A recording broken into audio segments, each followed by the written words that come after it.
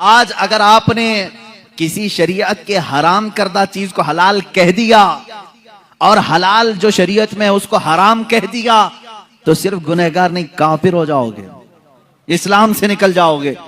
شریعت کے حلال کو حرام، اگر مثال کے طور پر کسی نے کہہ دیا شراب حلال ہے، معاذ اللہ رب العالمین، صرف وہ گنہگار نہیں، پینے والے کی بات الگ ہے، پی رہا ہے، حرام سمجھ کے پی رہا ہے، گناہ کر رہا ہے، گناہ کر رہا ہے۔ لیکن اگر کسی نے کہا یہ حلال ہے، معاذ اللہ رب العالمین، وہ کافر ہو گیا۔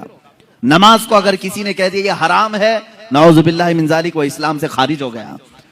تو یہ تو صرف شریعت مصطفیٰ صلی اللہ علیہ وسلم میں میرے آقا صلی اللہ تعالیٰ علیہ وسلم کی خصوصیت ہے، ان کا اختیار ہے کہ وہ جس چیز کو چاہیں حلال فرمائے، جس چیز کو چاہیں حرام فرمائے۔ نبی مختار کل ہیں، جسے جو چاہیں عطا کر دیں۔ عطا کرنے کے بارے میں اگر دیکھا جائے تو دنیا میں بھی بے حساب عطا کیا، آخرت میں بھی بے حساب عطا کیا۔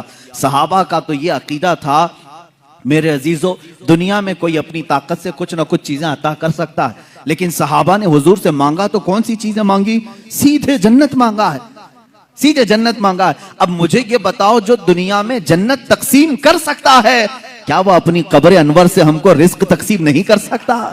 مانگیں گے مانگے جائیں گے، منہ مانگی پائیں گے، سرکار میں نہ لا ہے نہ حاجت اگر کی ہے، کون دیتا ہے دینے کو منہ چاہیے، دینے والا ہے سچا ہمارا نبی۔ یہ ہمارے امام نے ہمیں سکھایا ہے۔